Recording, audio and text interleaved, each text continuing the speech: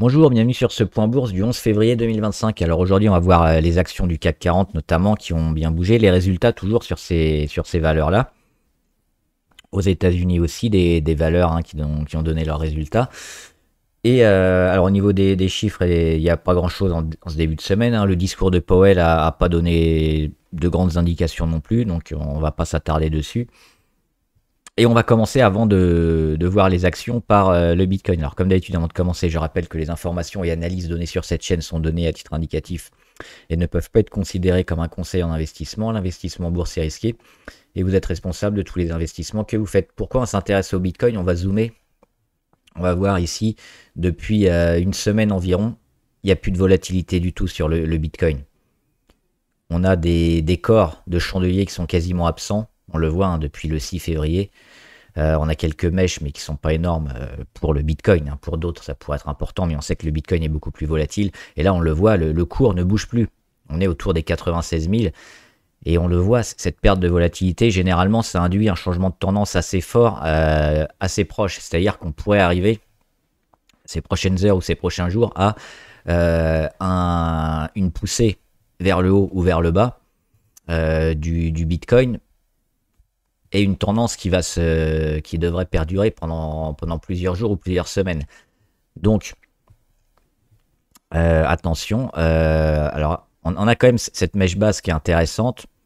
Cet oblique sur lequel on est revenu, sur lequel on pourrait rebondir aussi.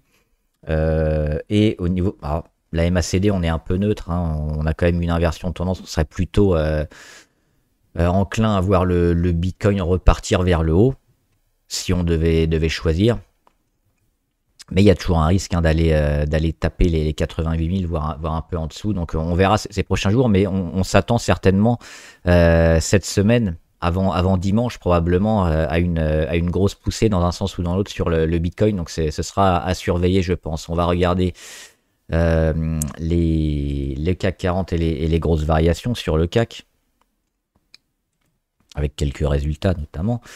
On continue sur le CAC 40, on rattrape un peu notre retard par rapport aux autres pays européens, notamment l'Allemagne et l'Espagne qui sont largement devant sur leurs indices qui ont bien progressé par rapport à nous.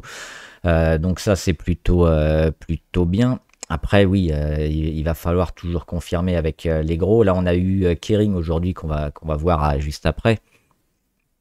Résultat pas terrible sur Kering, mais le CAC, oui, qui progresse et qui se maintient au-dessus des 8000. Alors on le voit, la volatilité aussi assez faible sur le CAC 40 parce que beaucoup sont passés. On attendra notamment demain Essilor et Michelin sur le CAC, ça sera intéressant. Et en fin de semaine, on aura également le grand Orange, Unibail. Alors, Unibail, c'est pas très pondéré, mais surtout vendredi, Hermès et Safran. Donc si les résultats sont là, on pourrait continuer à monter, preuve surtout de la sous-valorisation qu'on a connue ces derniers jours, pour peut-être se rapprocher des 8002 sur le CAC 40.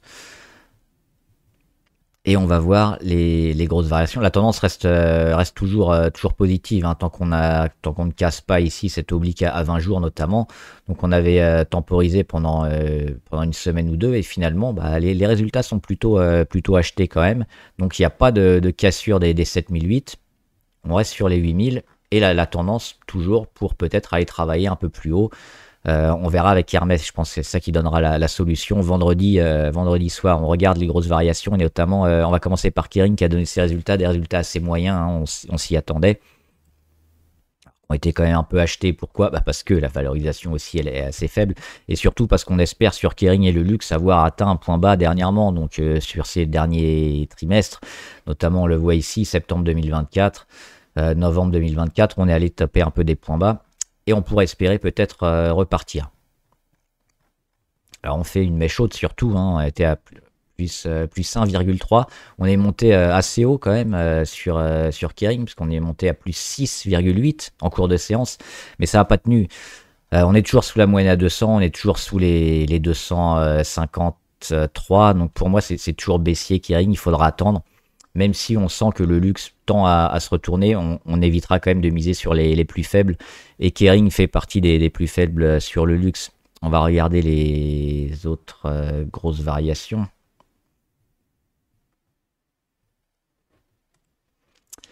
Société Générale est toujours sous les 36,8. Alors c'est ce niveau-là qu'il faudra peut-être casser pour partir un peu peut-être en exponentiel, et je pense que ça durera pas très longtemps, donc peut toujours rester sur Société Générale, monter les stops surtout, c'est ça qui est intéressant, parce qu'on se garde la possibilité toujours de performer sur Société Générale, mais on voit que les 36 vont être difficiles à casser, éventuellement 36, 40, monter les stops avant une correction un peu logique peut-être sur le titre. Ça me semble quand même un peu survalorisé maintenant. Les perspectives qu'on a aussi, la visibilité n'est pas forcément exceptionnelle sur Société Générale et sur les bancaires en particulier, donc on a quand même bien monté hein. Mais la tendance techniquement reste haussière à court terme.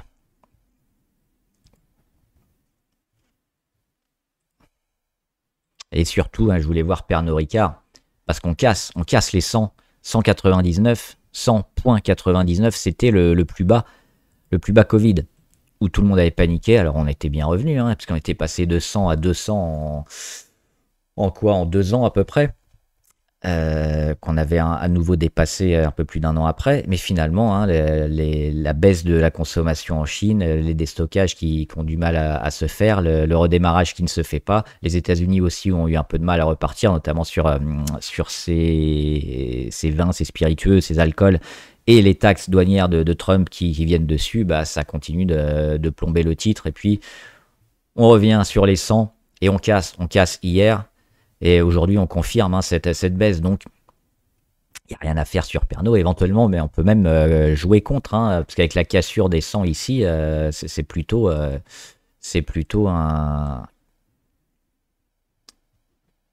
ce genre de scénario qu'on va avoir sur Pernod Ricard. Donc oui, plutôt négatif. On attendra des bonnes nouvelles pour se replacer.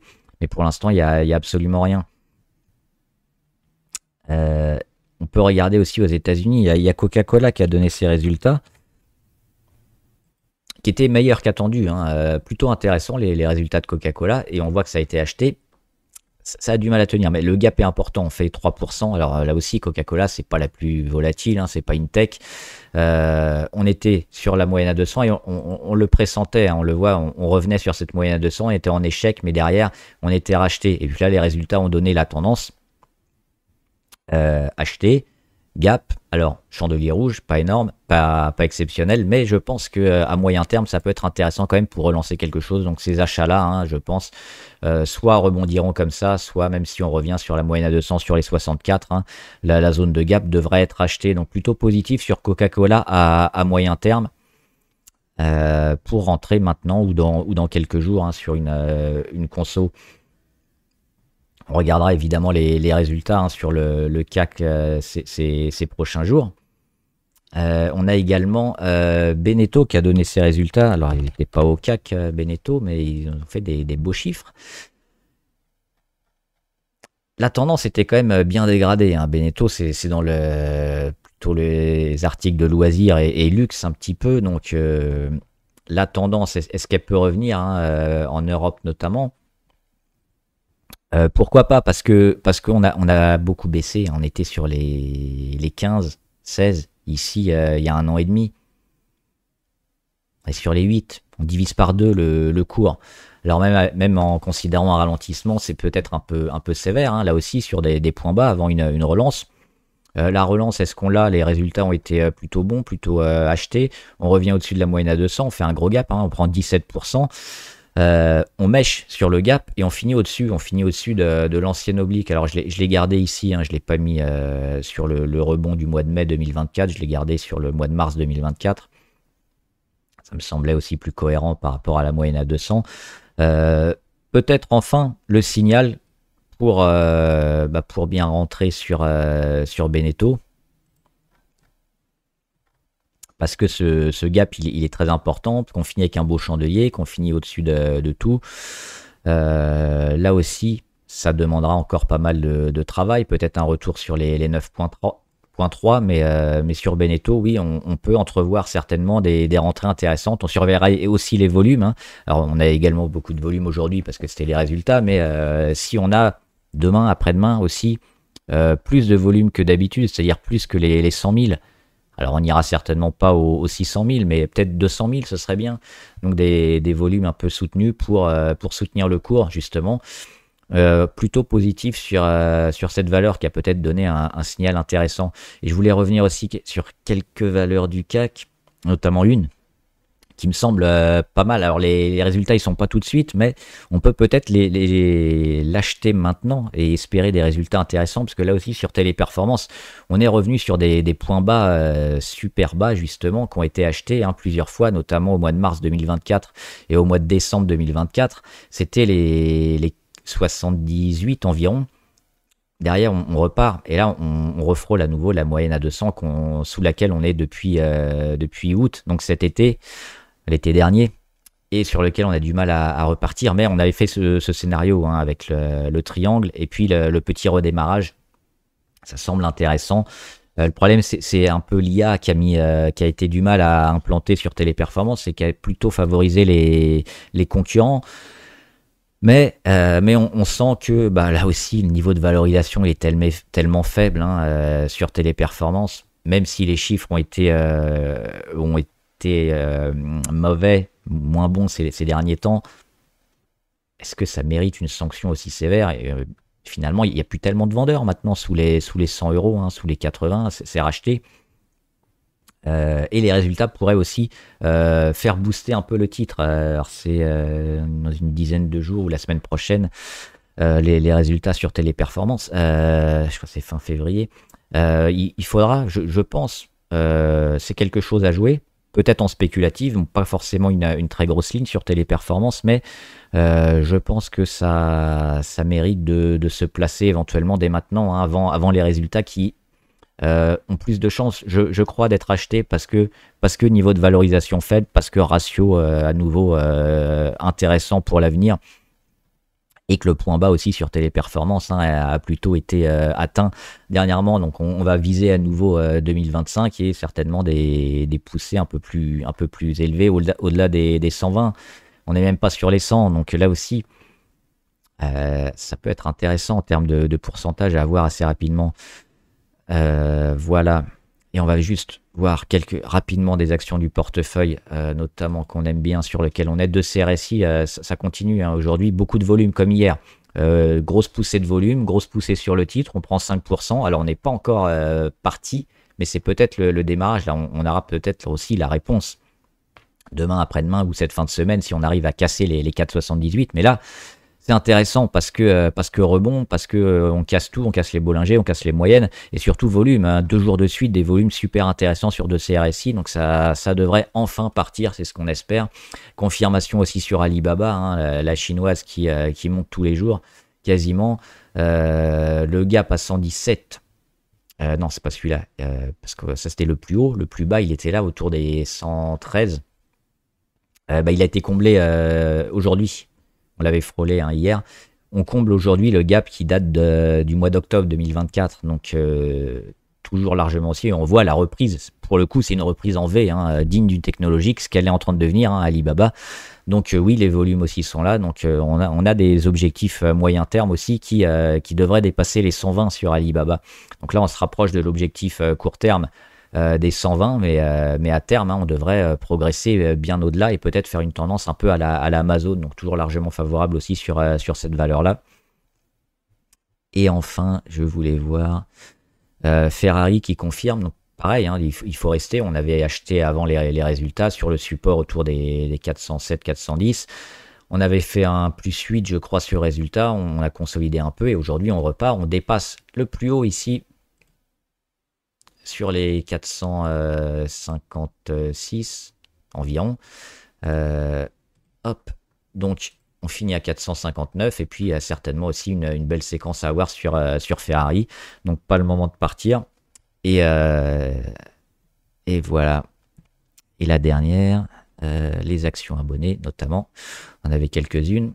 Intéressant, tout ce qui est un peu chimie, construction, mais Aperam, sur les matériaux de base aussi.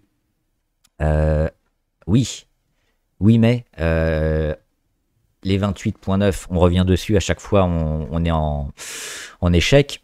Alors les rachats, ils se font toujours. On le voit, consolidation, le top départ ici au mois de septembre, et puis on fait ce phénomène un peu d'échec sur résistance autour des 29 euros, des rachats, et pendant ce temps-là, quand même, ça se retourne, donc plutôt favorable. Maintenant, à court terme, on a fait un nouvel échec, donc on va aller un peu plus bas. Il faudra, je pense, racheter, parce qu'on voit aussi des volumes, on sent le retournement de tendance. Donc oui, c'est plutôt quelque chose à acheter, mais peut-être pas ici. Peut-être un peu plus bas si ça se fait. Et encore, on sent la tendance assez forte sur tout le secteur, donc ça pourrait ne pas descendre trop et enfin démarrer sur Aperam. Arkema, on a sur Arkema une grande figure avec des rachats hein, sur 66 et des rachats intermédiaires sur 77. Le problème, c'est ces cassures aussi de moyenne qui nous mettent dans une tendance négative. Et là, bah, encore une fois, hein, on revient, on est en échec. L'important, c'est quoi? Bah, ce qu'on va rendre. Est-ce qu'on va rendre un peu ou beaucoup, à savoir 77 ou 66? Mais surtout, hein, on est quand même dans une optique plutôt long terme sur cette valeur. Et c'est cette zone-là hein, qu'on achètera pour sortir probablement au printemps ou à l'été 2025. Donc, ça demande encore pas mal de construction. Clariane, oui, toujours favorable hein, sur Clariane, ça continue de monter, on en avait parlé avec les membres notamment. Emeis, c'est pareil, même si c'est un peu moins fort, on sent que la dynamique est moins intéressante, mais le secteur est porteur en ce moment. Figeac Aero, RAS, Fountaine Pajot, oui. Oui, mais non, parce qu'on fait juste la première étape, à savoir le retour ici sur moyenne à 200 avec la mèche, donc en échec, on s'y attendait. Hein, statistiquement, c'est ce que font les actions quasiment en très grande majorité. Donc retour sur moyenne à 200, oui. Qu'est-ce qu'on regarde maintenant? Bah, ceux qu'on rend et est-ce qu'on est capable de revenir rapidement au-dessus de la moyenne à 200 et de là se placer. Donc pour l'instant, plutôt attendre, éventuellement surveiller si l'action vous intéresse. Hein, si on revient comme ça et là, si on recasse, oui. Il faudra acheter les 104, 105, mais pour l'instant, à surveiller. Ce sera peut-être demain, ce sera peut-être dans une semaine ou dans beaucoup plus longtemps, mais c'est à surveiller. GTT, alors un peu sévère hein, pour juste un changement à la direction, notamment à la tête de GTT. On avait perdu pas mal. Moi, ça me semble toujours plutôt favorable hein, sur les perspectives, la visibilité, sur les cuves de méthanier, ils sont toujours plutôt leaders. Ça coïncidait aussi avec un gros boom et puis un nouveau point haut à 152, donc gap baissier. On voit qu'on a quand même un support intéressant sur les 134 qui devrait être acheté. Ça a été acheté une première fois. Là, on finit aujourd'hui dessus. Un peu comme à la Schneider, on pourrait travailler quelques jours dessus et repartir, je pense. Donc, je suis pas trop inquiet sur GTT. Moi, j'étais parti, alors pas parce que je pensais que ça allait baisser. J'ai fait des arbitrages pour me placer sur d'autres valeurs. Donc, pour le coup, là, c'était un peu un coup de chance d'être parti juste avant. Mais si je n'étais pas parti, je resterais, hein, parce que ces niveaux-là, je pense, devraient refaire partir le titre. Et c'est toujours une valeur qui a une grosse visibilité, qui mérite d'être achetée. LNA Santé, bah, comme les deux précédentes, hein, Emeis et Clariane, elle profite de l'augmentation des dépenses dans le secteur et de la visibilité un peu meilleure pour rebondir. Donc là aussi, sur le moyen terme, c'est intéressant, je pense, même si ça va l'être de moins en moins, parce que là, on a gagné quand même pas mal de pourcentage assez rapidement. Mediane Technologies, c'est mauvais, malheureusement. Hein. On espérait un beau retour, et puis pas eu trop de volume, ça n'a pas été trop soutenu, et puis on a cassé assez rapidement. On est revenu sur les 3,9 qu'on a cassé, et maintenant on revient sur le support. Alors on comble le gap, ça c'est bien, le gap du mois de juillet. Maintenant il faudra repartir, mais la tendance elle s'est un peu dégradée quand même, parce qu'il fallait partir avant. Il y a beaucoup de rouge sur le graphe. Ouais, les volumes sont là, mais ils sont à la vente dernièrement, donc voir le rebond technique, la force du rebond technique, éventuellement des rachats sur support hein, autour des deux. Mais je pense que là aussi, on est plutôt dans une optique long terme maintenant. Donc, c'est pas l'action que je jouerais sur Mediane Technologies. On a loupé le coche ici, malheureusement, vu qu'elle n'a pas progressé fin janvier et qu'elle n'a pas continué. Quand on a fait le gap baissier le 23 janvier, mauvais. Taïwan Semiconducteur RAS, toujours plutôt favorable. Et Valneva, sur le long terme, pas trop, parce que c'est une... alors, ça peut toujours, hein, mais c'est une valeur quand même assez volatile qui est qui est énormément dépendante des annonces notamment et puis des traitements qui sont mis sur le marché. Là il profite d'une belle dynamique très forte, avec beaucoup de volume, on casse tout. Donc si on est dessus, on reste évidemment à voir si on va passer enfin les 4.2. Mais je pense que quand on va commencer à faire des mèches hautes ou des chandeliers rouges, faudra partir et prendre ses bénéfices sur Valneva. Parce que c'est pas forcément une valeur sur laquelle on peut peut-être capitaliser sur le long terme. Alors je me trompe peut-être, elle va peut-être avoir une progression intéressante, mais je jouerai pas trop sur cette valeur-là, à voir ce que donneront un peu les dernières thérapies, les vaccins aussi sur Valneva. Mais là, oui, techniquement, il y a un momentum intéressant à jouer et à accompagner. Mais dès qu'il est fini, peut-être sur les 4-2, peut-être un peu avant, peut-être un peu après, pensez à sortir, je pense. Voilà, j'espère que la vidéo vous a aidé. N'hésitez pas à me dire ce que vous en pensez, les actions qui vous intéressent, les questions si vous en avez, j'y répondrai. Bon trade, à plus.